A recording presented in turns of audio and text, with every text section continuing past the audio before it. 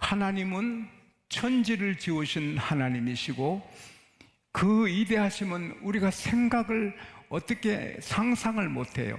태양 발산하는 에너지 1초간에 발산하는 에너지를 한테 모으면 세계 인구가 그 에너지를 100년을 써도 남는다는 거예요.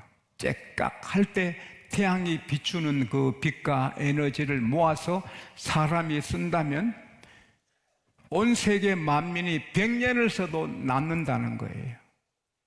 그런 위대한 하나님이세요. 그 크시고 전지전능하신 영원하신 하나님. 하나님은 라이벌이 없잖아요.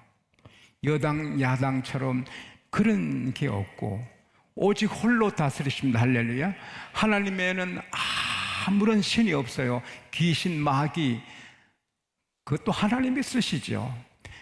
타락한 천사, 그런 귀신들이 있을지라도 하나님과 함께 겨룰 수 있는 신은 없어요. 그래서 유일신, 오직 하나님 한 분이에요. 근데 이 한 분이, 그분의 영, 성령을 우리에게 주셨어요. 그래서 우리는 하나님을 모시고 사는 거예요.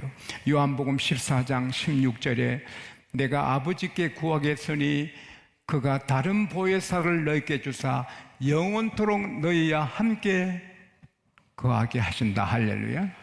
요한복음 14장 20절에 그날에 너희가 내 안에 내가 너희 안에 하나님이 너희 안에 계시는 걸 너가 알리라. 누구든지 예수님을 아들이라 시인하면 하나님이 그 안에 계시는 거예요. 성령이 그것을 알려주시는 거예요. 그래서 우리 안에 계시는 성령이 로마서 8장 16절 말씀대로 너는 하나님의 아들이야, 너는 하나님의 딸이야 계속 우리에게 알려주시는 거예요. 그리고 하나님 아빠가 자연스러운 거예요. 그래서 성령께서 우리를 하나님을 아빠 아버지라 부르게 하신 거예요. 할렐루야. 그래서 우리를 사랑하시고 언제나 우리 안에 계시고, 사랑은 함께 있는 거예요. 사랑은 딱 붙어 있는 거예요. 하나님은 항상 우리가 잘 때도 같이 계시고 항상 같이 계시는 거예요. 그리고 하나님은 우리를 보호하시는 거예요. 보호하시는데 아버지로서도 보호하시고 목자로서도 보호하시고 인도하시는 거예요. 부모는 아주 술주정꾼이나 도박꾼이나 세상 마약하는 부모나 이런 아주 그런 특별한 부모 외에는 다 자녀를 위해는 목숨을 걸거든요. 자녀를 위해는 목숨을 걸고 자녀를 지켜주고 세워주고 잘되게 하려고 하잖아요. 그러나 부모는 그 힘이, 능력이 한계가 있어요. 아무리 자식을 밀어주고 싶어도 없는데요. 도와주고 싶어도 힘이 없는데요. 그리고 할 수도 없어요. 제가 우리 큰아들 군에서 훈련받을 때는 방위병이거든요. 여기 가까운 그 부대에서 훈련 받았는데 제가 가보니까 제식훈련 하는데 방위병은 보면 척 알겠더라고요. 구부렁구부렁. 세상에 어떻게 훈련받은 군인이 그렇게 구부렁구부렁. 참 안타까웠어요. 그래서 아들아, 어떻게 줄도 안 맞니? 아빠, 바람 소리가 세서 구호가 잘 안 들려. 그랬는데 처녀가 애 낳아도 할 말은 있더라고요. 이 방위병 근무하는데 우리 집에서 출근했다가 퇴근하니 그게 무슨 군인입니까? 에? 고이 기른 내 딸 방위사의 옛말이뇨, 그런 말이. 육군은 땅에서 죽고 공군은 하늘에서 죽고 해군은 바다에서 죽고 방위병은 쪽팔려 죽는다. 근데 둘째는 정식 군인 돼가지고 논산훈련소 갔는데 제가 논산까지 갔지요. 그리고 성경 하는 건 달랑 들고 연명작으로 달려가는데 나는 갈 수도 없어요. 내가 대신 훈련 받고 싶어도 할 수도 없고, 군 복무 기간 내가 부대에 갈 수도 없고, 어떻게 할 수가 없어요. 나는 아빠고 그를 도와주고 싶은데 도울 길이 없어요. 그래서 하나님, 아들을 하나님 부탁합니다. 하나님뿐이에요. 그래서 아들을 군에 보낼 때 우리는 못 가요. 하나님은 가셔요. 할렐루야. 그래서 제가 우리 학생들이 군에 입대할 때 꼭 읽어주는 성경은 한 절이에요. 두려워하지 말아라. 내가 너와 함께한다. 놀라지 말라. 내가 너 하나님이다. 내가 너를 굳세게 해주겠다. 너를 내가 참으로 도와주겠다. 내 의로는 오른손으로 너를 붙들리라. 아버지는 어머니는 같이 못해도 하나님은 같이 하시는 거예요. 사랑하는 여러분, 우리가 봄을, 여름을, 가을, 겨울을 또 잘되고 안 되는 때를, 건강하고 아픈 때를 많이 지나지만, 그러나 하나님은 변함없이 일초도 안 떠나시고 우리와 함께 계시는 거예요. 그리고 목자로서 우리를 보호하시는 거예요. 양은 무기가 하나도 없어요. 이리가, 늑대가, 사자가 달려오면 싸울 무기가 하나도 없어요. 도망가는 것뿐인데 눈이 나빠 도망도 잘 못 가요. 그리고 양은 자빠지면 죽어요. 아무리 발버둥 쳐도 양은 혼자서 못 일어나요. 그래서 결국은 죽어요. 또 특별히 양은 날씨가 따뜻해지고 더워지면 파리떼들, 해충들이 막 공격해요. 그래서 그 축축한 코 정막에 알을 쓸으면, 알을 까면요, 이 알이 이틀이면 이게 벌레가 돼서 내 속으로 들어가고 살 속에 들어가면 양이 발작을 내요. 가렵고 고통스러워서 나무에 머리를 박고 막 주둥이를 땅에 막 문지르고 결국은 나중에 양이 쓰러지고 또 죽기도 하거든요. 근데 양은 파리를 쫓을 길이 없어요. 그래서 양들은 파리고 엥 오면 막 발작하지만 불쌍한 양은 파리를 막을 길이 없어요. 그때 목자는 아마 기름을 갖고 있어요. 가서 파리가 왱왱할 때 가서 머리에, 코 주변에 아마 기름을 바르면 그 특유한 냄새 때문에 파리는 도망가고 비로소 양들은 편안하게 꼴을 두고 자기도 하고 하는 거예요.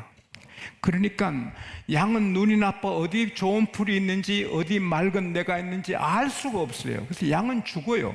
근데 목자가 있어서 그 양을 인도하고 풀을 먹이고 물을 마시고 파리를 쫓고 이리 늑대를 막대기로 쫓고 밤에는 우리에서 지켜주고, 그래서 선한 목자 만난 양은 행복한 것이지요.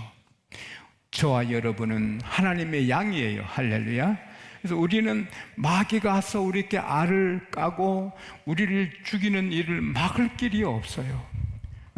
세상에 사망의 골짜기로 지나갈 때 우리가 우리를 지킬 수가 없어요.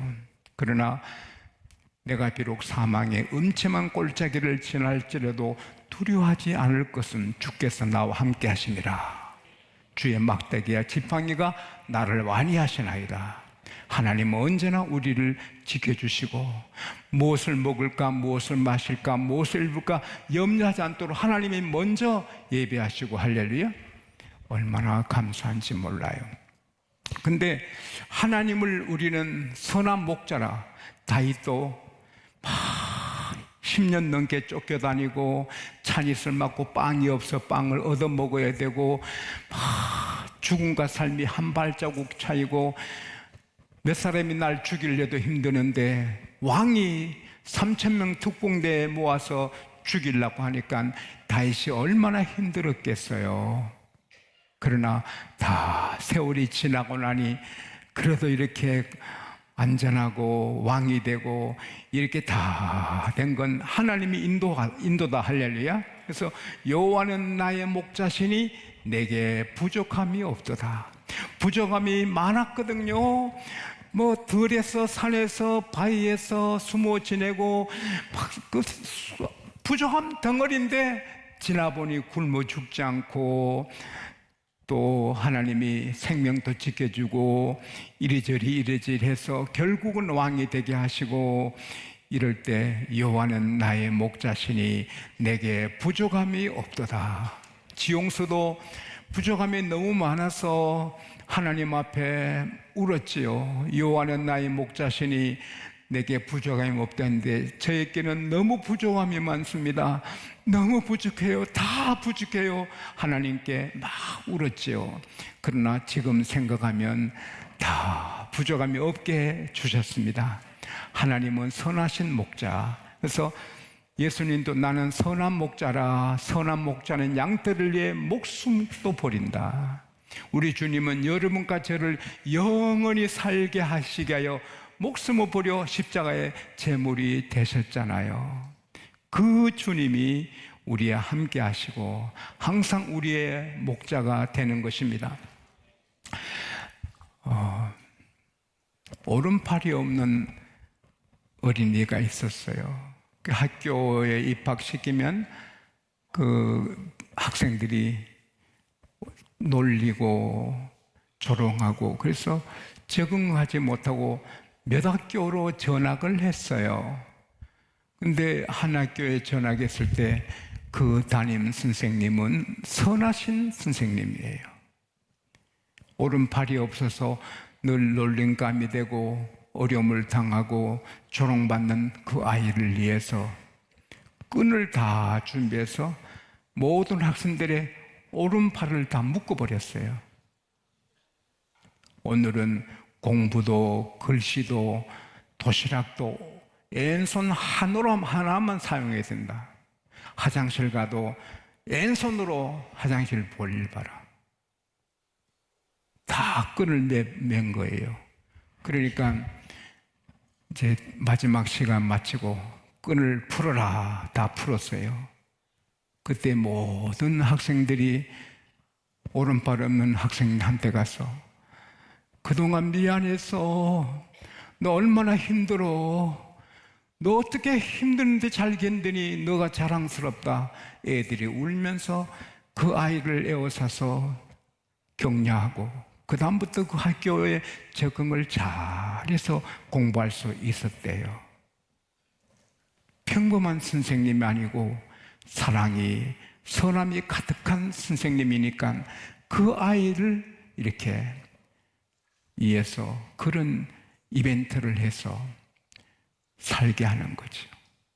감옥에서 변호사가 있습니까? 자기를 이해해 준 사람 아무도 없어요. 그러나 하나님께서 바로에게 꿈을 꾸게 하고 아무도 해몽 못하게 하고 요셉만 해몽하게 만들어서 왕의 마음을 바꾸어서 그 자리에서 총리가 되게, 그것도 꿈으로 하는 거예요. 다니엘을 그 어린 나이에 총리가 되게 하는 것도 하나님이 느부갓네살 꿈을 꾸게 하고 아무도 꿈을 알지 못하게 하고 이 다니엘에게 알려주셔서 다니엘이 꿈 때문에 그렇게 되는 거예요. 오늘 우리 양국교회가 이만큼 된 것도 하나님이 제게 꿈을 주셨어요. 꿈에 항상 알려주셨어요. 그래서 저 사람은 황종 집권자 세우지 말아라 꿈에 보여줘요. 그래서 안 세웠어요. 온 교우들은 그분이 될 줄 알았어요. 안 세웠어요. 그분이 우리 교회를 떠났어요. 나중에 소문들이 자기 담임 목사님을 발로 막 차는 거예요. 그 사람 내가 우리 교회 항종 집권자로 세웠으면 나를 발로 찰 거예요. 그래서 저는 고민해요. 그 사람하고 싸우면 내가 이기거든. 저는 건투를 해가지고 그 사람은 발로 안 차고 나는 주먹으로 때리고. 그러나 양국교회 목사 사람 쳤다 좋겠습니까? 하나님께서 그 사람을 다 꿈에 보여주셔요. 제가 공부하는 게 소원이었거든요. 그래서 공부에 몰입 못하고 가정의 경제를 도우면서 울면서 공부하고 울면서 돈 벌고 그렇게 살았잖아요. 그래서 하나님의 은혜로 제가 학교 잘하고 특별히 좋은 석사학위를 받아서 제가 콜롬비아에 갔을 때 콜롬비아 신학대학에서 제게 공부할 수 있게 길을 열어주었어요. 이 콜롬비아 학교가 너무 좋아요. 그래서 제가 양국교회 사임하고 깊이 공부 좀 한 6년, 7년 하려고 마음 먹었어요. 그래서 그날 밤에 기숙사에서 손을 높이 들고 하나님, 제 공부를 너무 못해서 부족해요. 이 학교가 너무 마음에 들고 하니까 제가 양국교회 사임하고 여기서 공부하겠습니다. 그리고 잠이 들었어요. 꿈에 하나님의 사자가 나타나서 너는 이 학교에 공부하면 안 된다. 풀러에서 해라. 그래서 제가 그 학교 하지 않고 풀러에서 그 학교는 목회하면서 할 수 있는 거니까. 그래서 오늘 양곡교회를 이루고 공부도 했지요. 할렐루야. 만일 그때 하나님이 꿈에 인도 안 하시면 저는 양곡교회 목사 안 하고 벌써 그 학교에서 공부해서 어디서 뭘 할지 몰라요. 하나님께서 저를 인도하신 거죠. 마태복음 1장 18절에서 25절 11절에서 25절에 보면 18절에서 25절까지 보면은 요셉이 마리아의 약혼한 요셉이 자기 약혼녀가 잉태한 걸 보고 충격받고 가만히 파혼하려 하는데 하나님이 꿈의 사자를 보내서 다윗의 자손 요셉아, 마리아 데려가기를 무서워하지 말라. 그에게 잉태된 것은 성령으로 되었다. 보라, 아들을 낳으리니 그 이름을 예수로 하라. 그는 많은 백성의 죄에서 구원하시기 위함이라. 이것은 바로 선지자가 보라, 처녀가 잉태 아들을 낳을 것이니 그 이름을 임마누엘이라. 그 말씀을 이루는 것이다. 꿈에 알려주니, 야, 마리아가 어떤 나 몰래 남자 만나 사귄 게 아니고 성령님이 하셨구나. 기쁨으로 마리아를 데려오잖아요.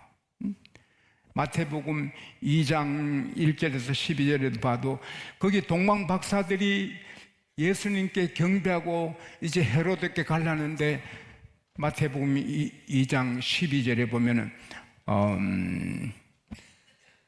헤로드께 돌아가지 말고 다른 길로 가라. 동방 박사들이 헤로드 갔으면 죽지요. 비밀 누설한다고 하나님께서 꿈에 그들을 살려주시는 거죠. 여러분, 우리가 꾸는 꿈이 개꿈도 있지만은 하나님이 알려주시는 꿈이 있습니다. 그 꿈에 은혜를 받게 되시기 바랍니다. 길을 막아요. 내 이리 가야 하는데 길이 막혔네. 아, 여기 길이 열렸네. 이삭이 100배나 잘 돼서 거기서 막 일어나는데 추방당해요. 샘파면 뺏기고 그래서 몇 번 쫓겨나요. 그래서 먼 땅으로 쫓겨나요. 거기 넓은 땅에서 샘판에 물이 나요. 거기서 크게 되는 거예요. 추방당하고 샘 뺏길 때는 아팠지만 그게 상황으로 하나님이 인도하는 거예요. 할렐루야. 이야, 하나님이 넓은 땅으로 인도하셨네. 사랑하는 여러분, 하나님은 꿈으로도 우리를 인도하시고 성령의 감동으로 인도하시고 또 상황은 아프고 슬프고 힘든 일이 많아요. 그러나 그 상황으로 하나님은 우리를 인도하시는 거예요. 하나님은 상황을 통하여 인도하십니다. 그래서 우리 세상 끝날 때까지 하나님은 항상 인도하십니다. 그리고 가장 확실한 인도는 꿈보다도 감동보다도 상황보다도 하나님의 말씀입니다. 이게 제일 확실한 인도인 것입니다. 꿈에 주신 말씀이라도 이거랑 다르면 따라가면 안 되고, 감동이 돼도 성경과 다르면 따라가면 안 되는 거예요. 그리고 귀에 하나님 말씀이 들려도 성경과 다르면 따라가면 안 되는 거예요.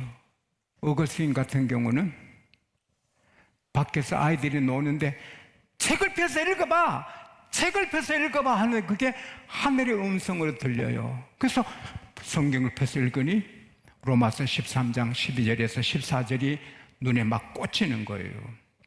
밤이 깊고 낮이 가까웠으니 그러므로 어둠의 일을 벗어버리고 빛의 갑옷을 입자. 방탕과 술 취하지 말고 시기와 쟁투하지 말고 음란과 호색하지 말고 오직 예수 그리스도의 옷을 입고 정욕을 위해 육체의 일을 도모하지 말아라. 그 말이 하나님이 직접 주신 음성을 들려서 그가 새 사람이 되는 거죠. 우리가 설교 들을 때 목사님을 통해 주신 말씀은 거의 99%가 하나님 말씀, 할렐루야. 그건 그대로 믿어도 돼요. 성경 읽다가 주신 말씀 그대로 100% 믿어도 돼요. 할렐루야. 그러나 이상한 예언, 어떤 사람이 예언하고 또 내 귀에 이상한 소리 들린다고, 그거는 조심해야 돼요. 어쨌든 예언이든 꿈이든 성경과 다른 것은 다른 것입니다. 하나님은 이 말씀으로 우리를 인도하십니다.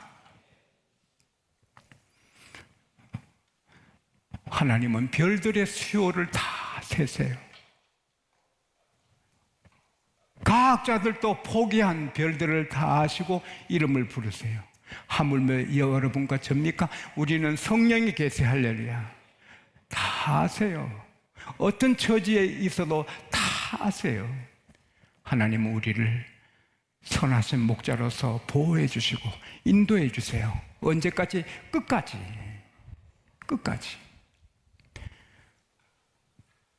잠언 16장 9절에 사람의 마음으로 여러 가지 계획을 세울지라도 걸음을 인도하는 분은 여호와시라.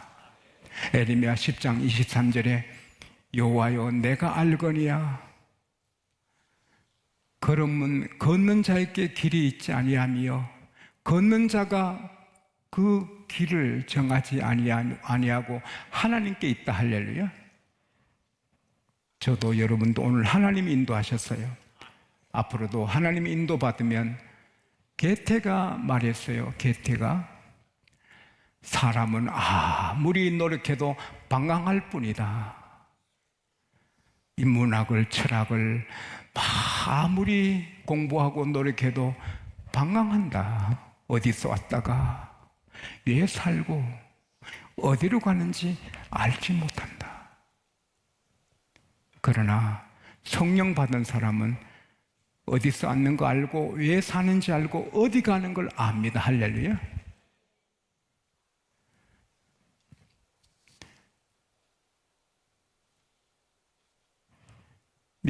조지 밀러 목사님은 말씀하셨습니다. 하나님의 인도를 따르는 자는 성공이 보장되어 있다. 토마스 아켄피스도 같은 말을 했습니다. 하나님의 인도만 따라가면 성공이 보장되어 있다. 아프고 슬프고 어둡고 있어도 결국은 승리합니다. 할렐루야. 꿈에도 하나님의 인도를 따르는 여러분과 제가 될 수 있기를 축원합니다.